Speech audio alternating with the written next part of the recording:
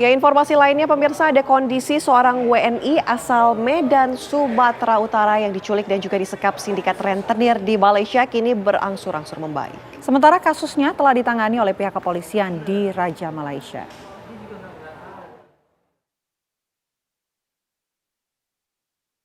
Polisi di Raja Malaysia berhasil mengungkap dan menangkap sejumlah orang yang terlibat dalam kasus penculikan terhadap F, seorang perempuan asal Medan, Sumatera Utara. F yang berusia 36 tahun diketahui sempat diculik dan disekap oleh sindikat rentenir saat berlibur di negeri jiran. Upaya penculikan tersebut buntut dari kasus hutang piutang sang suami sejak beberapa tahun lalu. Dalam 10 hari penyekapan, F mengalami berbagai penyiksaan yang tidak manusiawi. Bahkan video penyiksaan korban kemudian dikirimkan ke keluarganya. Para pelaku meminta supaya suami F segera melunasi hutang yang mencapai 1,7 miliar rupiah.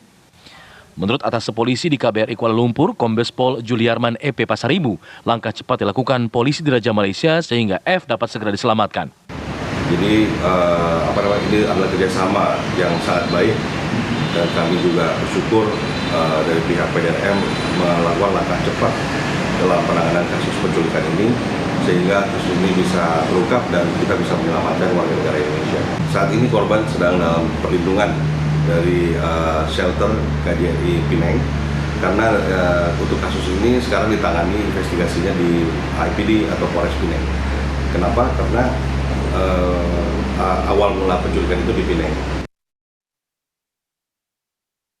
Sementara Kepala Polisi Daerah Pulau Pinang Datuk Kau Kok Chin mengungkap operasi gabungan yang dilakukan pada minggu lalu berhasil menangkap 14 orang tersangka di beberapa tempat di Pulau Pinang, Perak, dan Selangor. Seluruh tersangka dikenakan pasal pidana Undang-Undang Penculikan 1961 dengan ancaman maksimal hukuman mati. Saat ini, F selaku saksi korban dalam kondisi baik dan stabil dan berada dalam perlindungan KJRI Pulau Pinang menunggu persidangan atas kasusnya. Dari Kuala Lumpur, Malaysia, Happy Muhardi, TV One mengabarkan.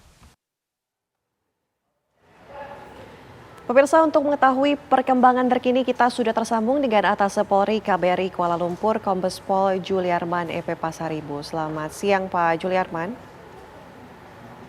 Selamat siang, Mbak Vina. Oke, Selamat siang, Mbak Intan. Pak, kami ingin konfirmasi perkembangan kasus ini sudah sejauh mana Pak? Kabarnya ada 14 tersangka ya Pak sudah ditetapkan?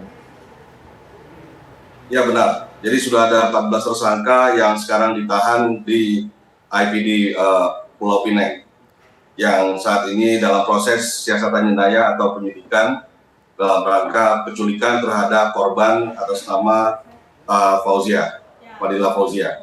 Oke, Pak Juliarman, ini KBRI Kuala Lumpur mendapatkan laporannya, ini seperti apa ceritanya Pak? Ya, jadi pada tanggal 14 September kami mendapatkan info dari grup WhatsApp dan juga info dari masyarakat bahwa ada laporan terhadap penculikan warga negara Indonesia yang ada di Malaysia. Kemudian kami kontak nomor yang ada di info tersebut dan secara langsung diangkat oleh suami korban. Dan kami bicara kepada mereka untuk segera datang ke KBRI Kuala Lumpur untuk melaporkan hal ini. Oke. Untuk setelah penculikan, itu pada tanggal 15. Ya baik Pak, silakan. Setelah itu tanggal 15 September suami korban bersama pengacaranya dari Medan datang dan kami terima di KBRI Kuala Lumpur dan langsung kami dampingi untuk melapor karena ya indikasi pertamanya diduga disekap di Puchong. Maka kami melaporkan ke Balai Polis Serdang di Puchong, di dekat Kuala Lumpur. Setelah penyidikan, ternyata ada 3 TKP yang diduga dilakukan oleh para penculik ini untuk menyekap, yaitu ada di Penang, Pulau Pinang, kemudian di Puchong, dan kemudian terakhir di Shah Alam. Jadi dalam 10 hari itu ada 3 tempat yang dipakai untuk menyekap korban oleh para penculik. Pak, untuk penculikan sendiri ini dilatar belakangi oleh kasus hutang pihutang, betul Pak? Sebenarnya seperti apa Pak informasinya? Betul, jadi dari awalnya yang menyuruh menculik ini memiliki piutang dan suami korban memiliki hutang kepada yang namanya Bos Acun ini. Nah, kemudian hutang itu sejak bulan Mei 2020 sampai sekarang sudah dicicil oleh suami korban sebanyak 158 juta rupiah. Total semua hutangnya sekitar 450.000 ringgit Malaysia. Kemudian karena tidak puas dengan pembayaran tersebut, korban menculik istri daripada pelaku menculik daripada istri daripada Abdul Ghafur ini. Oke. Sudah berapa lama Pak kemudian istrinya ini sempat diculik? 10 hari. 10 hari, oke. Dan penyekapan dilakukan di mana, Pak? Penyekapan awal? Ibaratnya penyekapan awal di Butterworth, sedang bertiga bersama teman-temannya, korban, kemudian dihampiri oleh para penculik, diketuk pintunya, kemudian diminta untuk diambil secara paksa dan kemudian disekap di Butterworth. Oke. Lokasinya di Butterworth. Kemudian setelah itu 3 hari di Butterworth, kemudian dipindah di Puchong, daerah Puchong. Kemudian setelah 3 hari di Puchong dipindah lagi ke Shah Alam. Terakhir diselamatkan di Shah Alam. Demikian. Kalau mengenai kondisi korban Pak saat ini seperti apa Pak?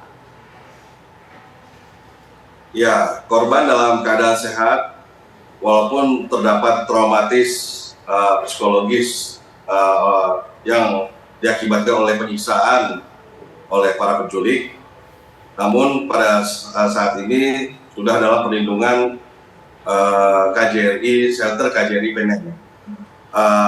Hari ini juga dilakukan pertemuan antara pengacara dan penyidik, termasuk juga ada saksi kunci yaitu atas nama L yang dibawa ke Balai Polis Penang untuk diminta kesaksiannya terhadap penculikan ini. L adalah saksi kunci di mana dia melihat langsung korban diambil secara paksa oleh para penculik. Demikian. Kapan rencananya Pak korban akan dipulangkan ke Indonesia? Kami mendapat info kalau paspor sudah diperoleh dan diselamatkan oleh penyidik dari tangan penculik, paspor dari korban, dan kami cek masa berlakunya paspor korban masih berlaku. Kemungkinan dalam waktu dekat mudah-mudahan kita bisa urus untuk kepulangannya. Demikian. Baik, terima kasih Pak sudah bergabung bersama kami memberikan informasi langsung di Apa Kabar Indonesia Siang. Selamat bertugas kembali Pak.